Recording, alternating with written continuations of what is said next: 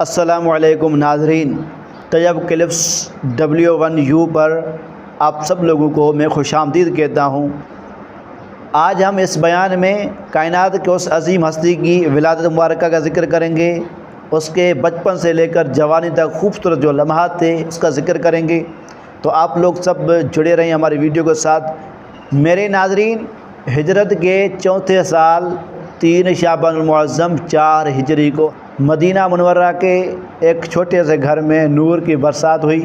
شیر خدا حضرت علی المرتضیٰ اور سیدہ فاطمہ رضی اللہ کو دوسرا بیٹا حضرت امام حسین رضی اللہ تعالیٰ عنہ پیدا ہوا۔ جب یہ خوشی آپ صلی اللہ علیہ وسلم کو ملی تو آپ صلی اللہ علیہ وسلم وہاں پر تشریف لائے۔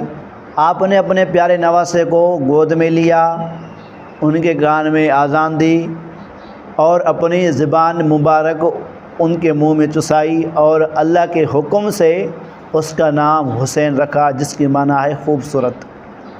امام حسین علیہ السلام کا بچپن عام بچوں جیسا نہیں تھا، ان کا بچپن کائنات کی سب سے پاکیزہ ہستی حضرت محمد مصطفیٰ صلی اللہ علیہ وسلم کے زیر سایہ میں پرورش پائی۔ مستند روایات میں آتا ہے کہ آپ علیہ السلام کی ان لوگوں کے ساتھ، ان 2 بچوں کے ساتھ بہت زیادہ محبت تھی۔ آپ اکثر فرماتے تھے کہ حسین مجھ سے ہے اور میں حسین سے ہوں۔ اللہ اس شخص سے محبت کرے جو شخص حسین سے محبت کرے۔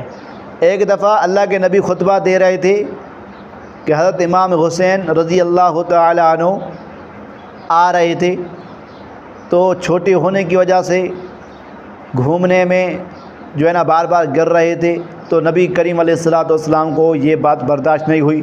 یہ حضرت محمد مصطفیٰ صلی اللہ علیہ وسلم کو یہ بات برداشت نہیں ہوئی کہ حضرت امام حسین رضی اللہ تعالیٰ عنہ آ رہا ہے مگر آنے میں اس کو دقت ہو رہی، تکلیف ہو رہی، گر رہا ہے۔ تو حضور نبی کریم علیہ السلام نے خطبہ چھوڑ کر، خطبہ کو بند کر کے جا کر امام حسین رضی اللہ تعالیٰ عنہ کو گلے سے لگایا اور اسے اٹھا لیا۔ اپنے پیارے نواسے کو اٹھایا اور گلے سے لگایا اور پھر واپس آ کر ممبر پر بیٹھے۔